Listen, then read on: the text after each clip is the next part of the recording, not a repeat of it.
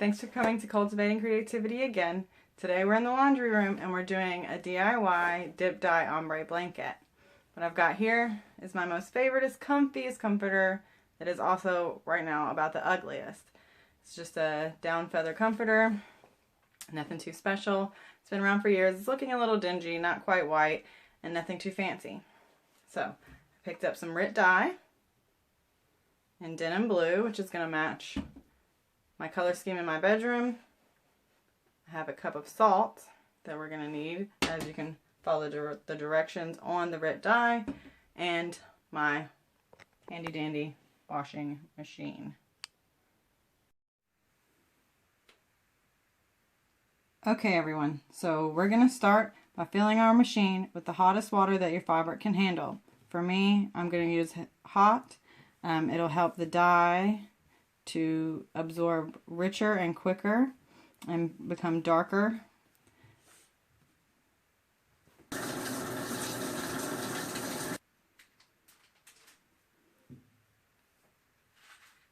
Okay, we're about midway through our cycle of hot water, so I paused the machine to pour in our salt.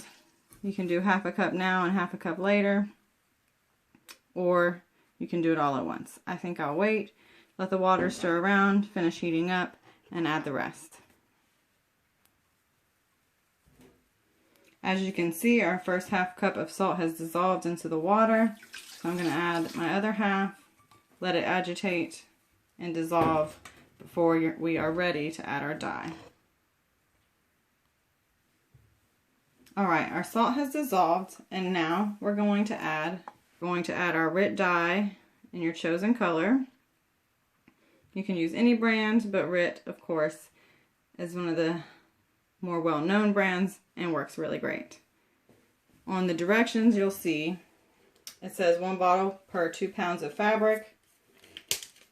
But for now, I'm just going to add my dye in portions.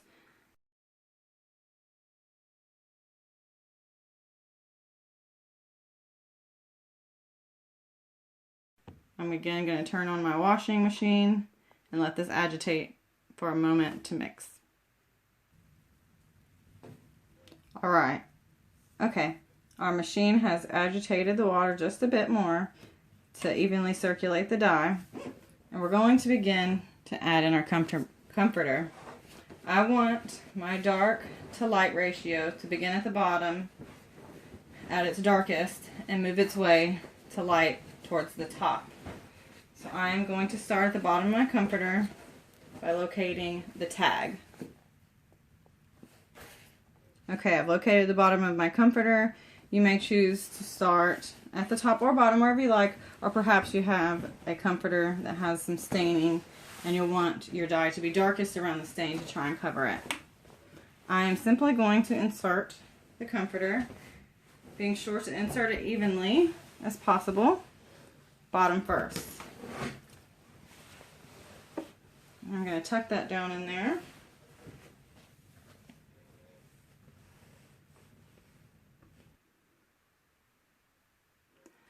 As you can see, our dye is darkening up rather quickly. So keep an eye on your dye if you're worried about it getting too dark or saturated. And once you're happy with the color as dark as you want it, what you want to do is just stuff some more of your blanket down in the water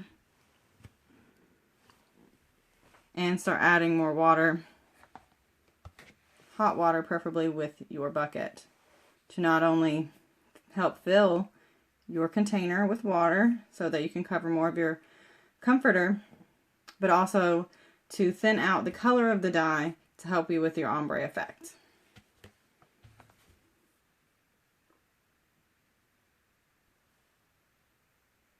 Now, before you move along too far, stuffing your blanket in, you do want to take the time to rotate it around and make sure that any bunched up parts that you see here, you can see the muddling almost like tie-dye. If that's not something you're interested in getting, then what you want to do is make sure your blanket is unfolded, unwrinkled, and let that part soak. before you move along. It may help if you have a deep washing machine or short arms to bring in a long metal utensil to help you adjust your material.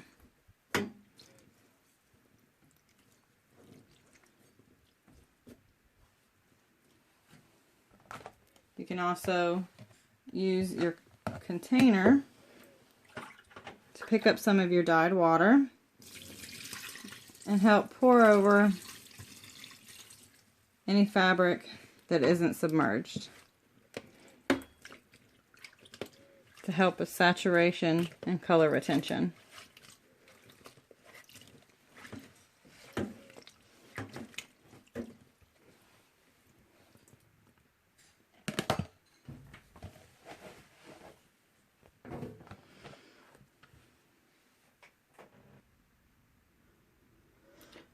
Okay, now I can see that I've got a really rich indigo going on here. So I'm going to go ahead and fill up my bucket with some more warm water to add to my washing machine, or a handy dandy washing machine water jet, whichever you have, to add more water to thin out the dye. I know that it will continue to darken as I begin dyeing the rest of the blanket. Don't forget to rotate your blanket around, continuing to look for any tie-dyed spots or blank spots so that you can be sure that everything is dyed and dyed evenly.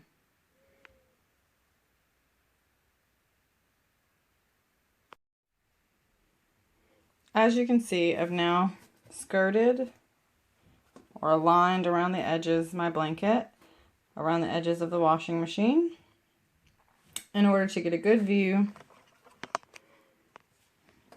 of how my dye is lining up and fading from bottom to top. That way I can see if this side soaked up a little more dye. I can go ahead and lower this side down into the dye a bit so it can soak up and begin dyeing more evenly.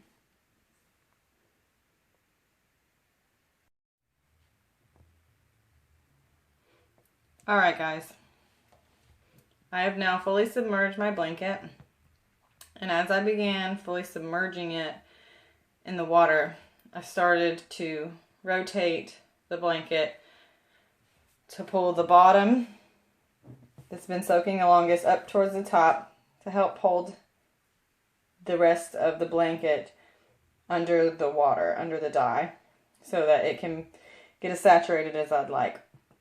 Now remember to let this sit for a while, because a lot of the dye is going to rinse out when you do your first wash, which is going to be immediately after you get done dyeing it, because of course you don't want the dye to bleed out onto your other sheets or anything. So make sure that you soak it for a very, I've so far have been soaking mine for about 4 hours, and I will probably leave it for about another 4, and we'll see how it dries. And if you're afraid of it becoming too dark or not liking it, don't worry, you can always re-dye if you like.